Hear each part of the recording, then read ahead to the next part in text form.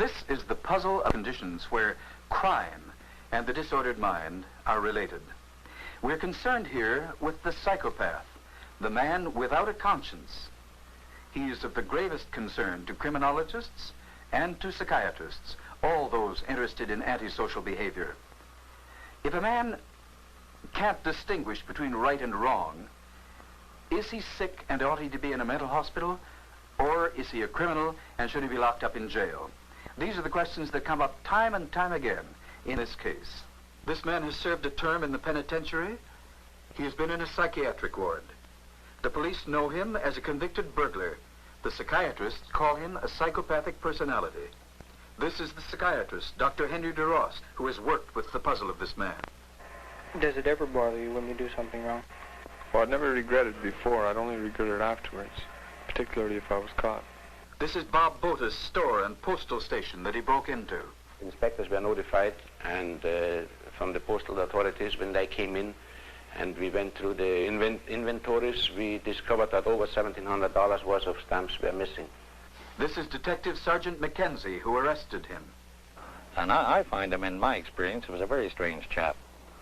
And a very smart man with especially non-existent accounts. This is the Federal Training Center, where under Deputy Warden LaFerriere. No, never. He was never a disciplinary problem. This is the building where he reported to his probation officer, Bill Connell. I've lost track of the number of jobs I got for him. Maybe 15 different jobs. And the question comes, where does society go next? What do you think the chances are of your getting into further trouble, like you have up till now? Serious trouble? No. Do you agree, Dr. DeRost, that his chances of getting into serious trouble are nil? I'm afraid I don't. Both in my experience with this particular patient and in general. In fact, it's almost inevitable. Why? Well, the psychopath is characteristically an individual who just is unable to follow a plan of action through to its logical conclusion. They are basically irresponsible people, while being at the same time intelligent and manifesting all kinds of innate capabilities. They don't seem to be able to sustain this. They're subject to their whims. Their frustration tolerance is low. If they want to do something, they do it on the moment with little or no regard for the consequences, either for themselves and unfortunately for other people. What made him this way? Well, I suspect that many of these people in their early childhood did not have the opportunity to form really satisfying relationships with their parents and with other people. And they grow up with some kind of innate incapacity to establish meaningful relationships with other people, so that when they disappoint others, as they repeatedly do, it just has no impression on them. Let us now look at some of the things this man has done. How far back do you date this difficulty of, well, you call it being wild? Well, the time I was about 10. 10. What happened then? Well, I saw some older boys smoking, and I decided to try it. Mm-hmm. So I always hung out with a crowd that was several years older than me. I never hung out with anyone my own age. Mm-hmm. I was always older. Did and of course, to be accepted, well, I had to be just a little bit more daring than them. Mm-hmm. Did you get into any serious trouble at that age? No, not until I was about 16. 16? Yes. What happened then? Well, I always wandered around town with a gun. Even then you started carrying guns? Oh, yes. I think you've always had an interest in them. Well, I know what they're capable of doing, and I'm a bit of an expert on them. They've always appealed to me because they give a sense of power. And I like power. I like to be able to control others. I usually always carry them, too. It wasn't because I wanted to use them. I mean, I imagine I'd be capable, but at the time I didn't want to use one as a hold-up or killing or anything like that. No. What is the most serious thing that you've done that you've been caught for?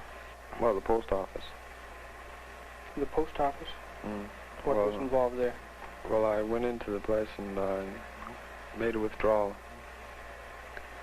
at night. the man came in through the open transom, down the step ladders here, and went over into the post office, which was substation number 1 at that time. All the drawers been forced, and the contents all over the place. And of course, we could not touch it until the postal authorities were notified, and the inspectors were there in no time. How did it come to light that you had done it? Somebody goofed. Somebody I talked squealed on you? Well, I talked too much. It was my own fault. I started bragging about it because when you do something like that, and if you've got nobody to tell it to, I mean, it sort of takes the edge off. The edge off it. So I told it to the wrong people, and that particular person got caught for something else, and to try and get pressure off him, he turned around and turned me in. And then for me to get pressure off of me, I turned the others in.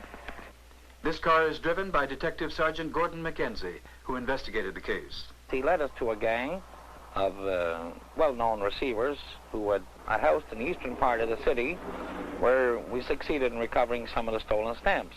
And after that, in a search in a downtown house, he asked me for a loan of my revolver to be the first one up the stairs, which I thought was very strange. And I told him at the time that he'd better leave that work to us. The director of the Rehabilitation Service is Frank Roberts. He'd committed a pretty serious crime for breaking and entering and theft, but the judge didn't want to saddle the man with a jail sentence. He asked our representative in court, if we could study the case and see what we could recommend. Our representative, Mr. Connell, brought the young man to our office. We had a long discussion with him. We found him various jobs. And then we realized that because of the man's unfortunate past,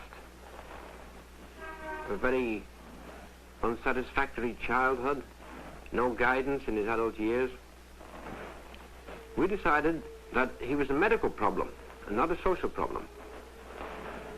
We then called in a lot of community resources, doctors, psychiatrists, psychologists, the Verdun Hospital, Allen Memorial Hospital,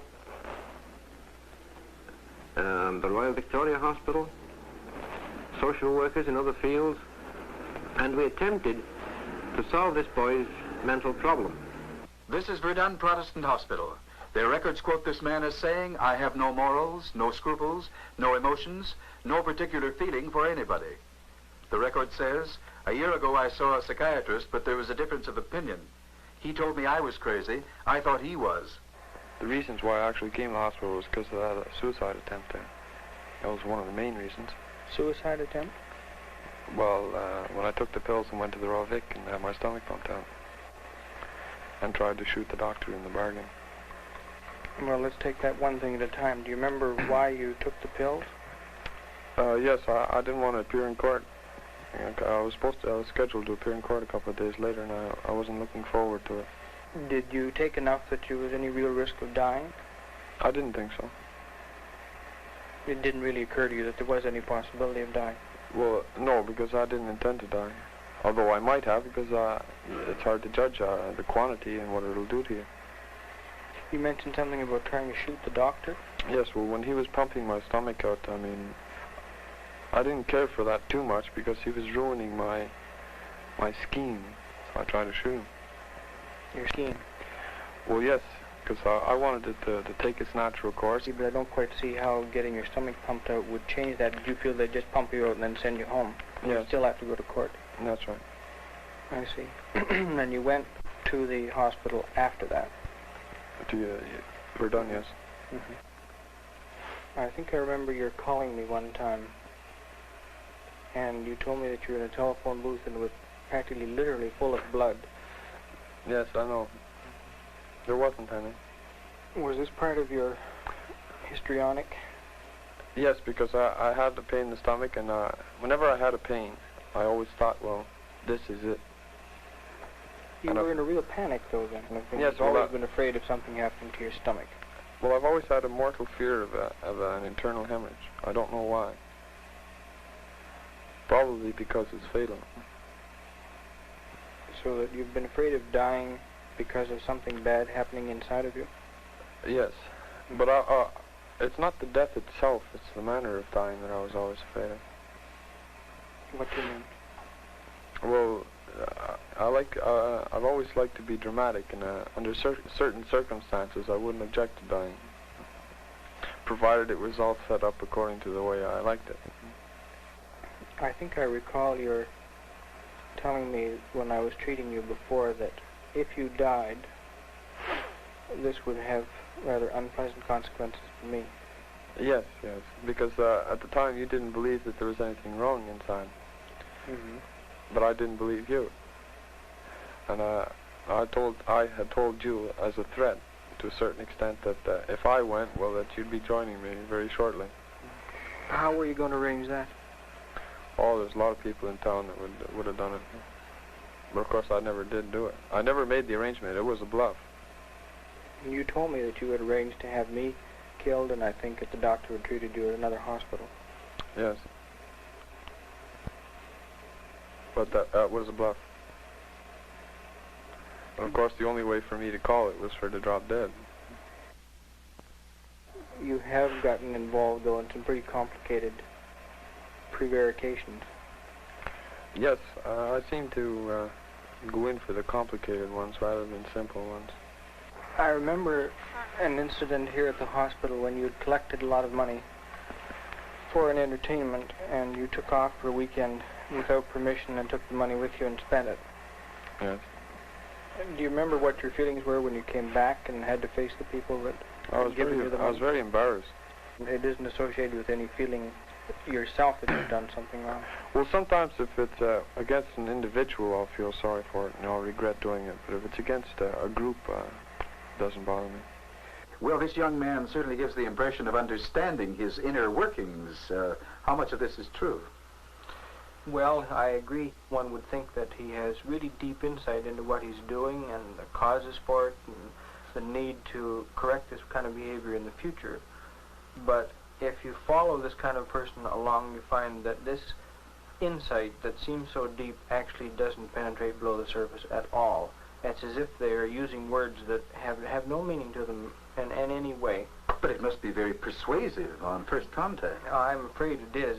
They're very persuasive people. They're often quite charming and engaging, and they are quite capable of enlisting the help of a lot of well-meaning people who try very hard to help them realize they've gotten into a lot of difficulty, seem somehow to sense that their difficulties are on the basis of something emotionally wrong with them rather than simply criminal behavior, for example. But I'm afraid in most instances their efforts are generally to no avail at all. Well, he seems just an irresponsible person. Well, irresponsible in a sense, but if one looks over from a long-range point of view what he's done over the past few years, it amounts to more than simple irresponsibility. He has all kinds of golden opportunities to do something for himself, and he blows them every time. And gets into criminal activity. What's the difference between him and any other criminal? Well, in this patient, the criminal activity seems to be purely on impulse. It doesn't seem to have any good reason for it. The so-called normal criminal robs a bank for the $10,000 that he gets out of it and for what it will buy him.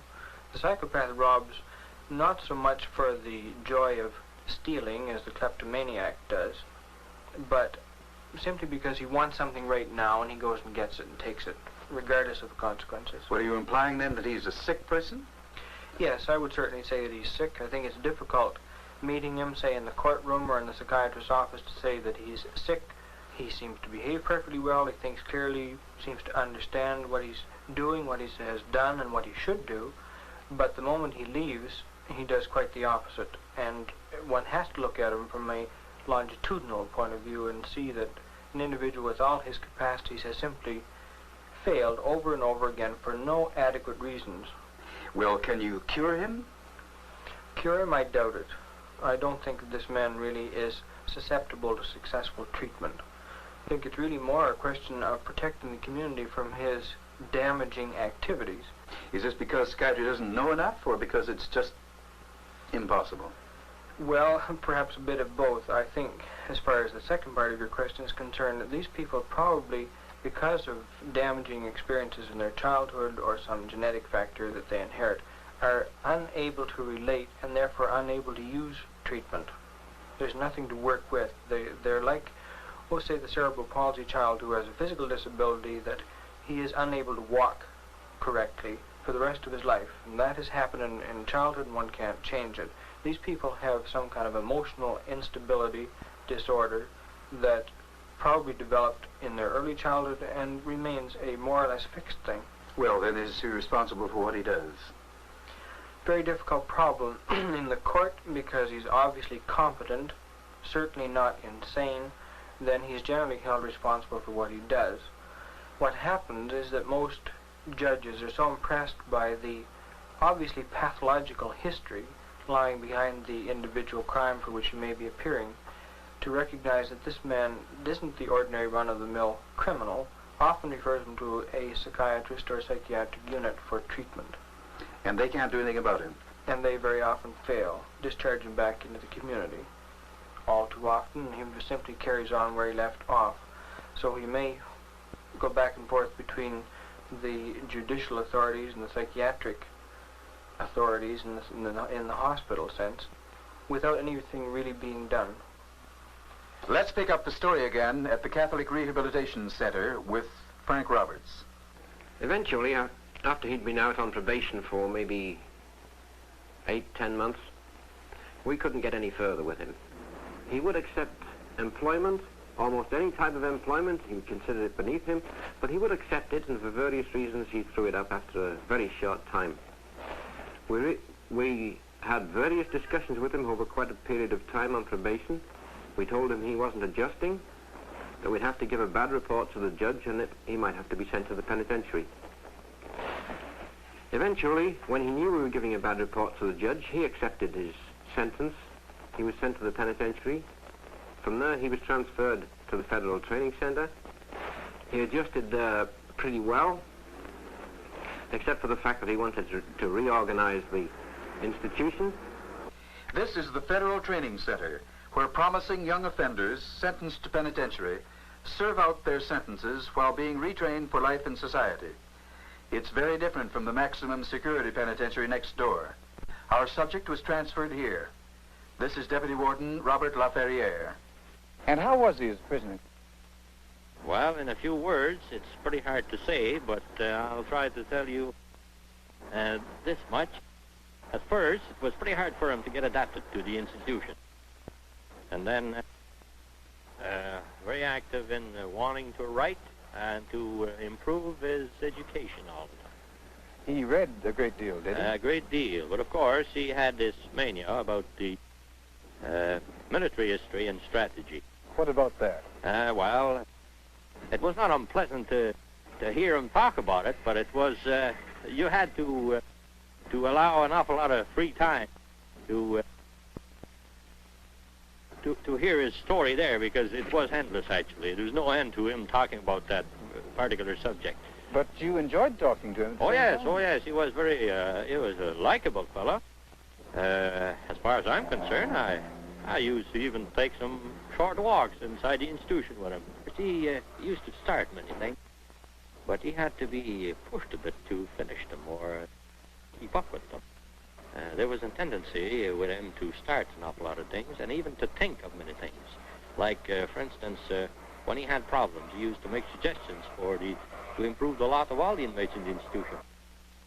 But if you study the case closer, you would find that it was his problem that was being exposed there. This, I suppose, became more clear when it came time for him to leave. Yes, towards the end of his sentence, anxiety was more evident, and he required more attention, more interviews. Of course, this is where our friend, Mr. Connell, came in and gave us a hand there. Bill Connell was our man's probation officer. A short while ago, he came out of the penitentiary and was again placed under our supervision. He told me that he had wrote an article while in the penitentiary, and I read part of it, and then I turned it over to Mr. Levison of the Montreal Gazette, who read this article, and he expressed an opinion to me, if the boy wrote this, why, he had a future as a writer. I was amazed with what I read. It was a long 10 or 15,000 word article on international affairs and particularly on efforts to effect world peace, and it contained proposals for improving the situation. I realized that it wouldn't be beyond possibility that he was showing this work as his own, as some kind of a work that he had copied from somebody else. So I asked to see the young man and had lunch with him, and during lunch hour I asked him to list his bibliography for this article. He floored me with the most formidable list of standard texts on the whole subject that one could ever want to hear. And in further conversation with him, I was firmly convinced that he had read all these books, not only read them, but fully understood them. He also showed me some other literary works on a variety of subjects, and they all had great literary merit. And I'm convinced that this boy has great possibilities in the writing field. Mr. Levison and I talked about this for some time, and we decided if this boy could get a job out of town, up north somewhere, where he would have a lot of free evenings where he could study in his writing career. So we brought this up with this young fella, and he said, well, that's all right, I'm willing to go up north. We sent him up north. He didn't stay there for any length of time. He was right back in Montreal. He was supposed to go back on the job. He never went. Now, he's no longer under our supervision. His ticket of leave has expired. And I understand now he's working in some nightclub as a busboy. Well, a whole area of promise exploded. Since then, he's been creating undercover gossip for what he calls a scandal sheet. Garbage, he calls it. You have been doing some writing lately, I gather. Garbage. Garbage? Well, for scandal sheet. Mm-hmm. Why are you doing it? Well, because I know the city. I know what's going on in the city. Why? What happens when you get in a job and you start to lose interest in it? I just don't show up. I don't often... You just quit? Well, I don't even formally quit. I just don't come back. Have you any idea what lies behind this tendency of yours to lose interest so quickly in things? Well, once I understand what the job is all about, and I can do it, well, I don't want to do it anymore. I get tired of it. Because I don't like the routine, daily, the same repetitious sort of thing. Mm-hmm. What are your long-range plans? Well, sometimes I have them, but I think more of the present than of the future. I mean, like everyone else, I'd like to settle down, get married, and raise a family, but I probably won't. Why do you think you won't? Well, I mean, I'd have to give up a heck of a lot, and at the present time, I don't think I could. What are you giving up? My freedom, which is very important to me, because the ability to do what I want, when I want, would also mean I'd have to assume responsibility, and I'd be tied to a certain place with certain people, and a lot of things would be expected of me. Now, whether or not I do them, I don't know. I try to buy affection rather than, because it's cheaper. I don't have to give anything. I don't have to give myself. I don't make friends easily anyway. Why is that so? I never particularly wanted them. Well, I wanted them, yes, but I never trusted them enough. I never wanted them to get too close to me, so that they would get to know me. What is this fear of people getting too close to you? Well, I'd lose an advantage. I always look for that. I very seldom give anyone an advantage. I always try to keep it for myself. Sort of a one-upmanship. Yes. All the time. Never give a sucker an even break sort of thing, you know? But the interesting thing about it is that almost invariably you're the one who comes out second best. Yes. I know. Is this man dangerous? I would say potentially yes. And the condition itself is certainly associated with many instances of very severely criminal behavior, even to the extent of homicide. This perhaps isn't common, but it certainly has occurred. And what are the people we have seen? What do they think about him now? His pattern seems to be that he'll use you for what he can get out of you. After he's got all he can get out of you, well, he'll move over to somebody else.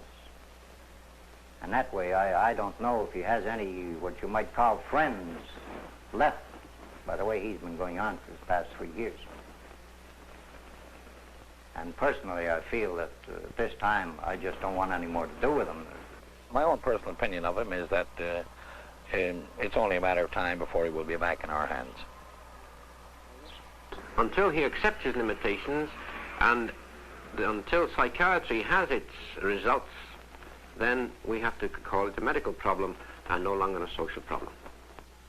Well, if it is a medical problem, we're ill-equipped to handle it because we have no suitable institution to put him into. If we're going to restrain and treat psychopaths and other offenders whose basic problem is a disordered mind, what we need is a combination hospital and jail, where the man can be isolated and kept away from society, where he can't help getting into trouble, where he can be treated, if this is possible, but most importantly, where he can be studied so that we can prevent this happening in others.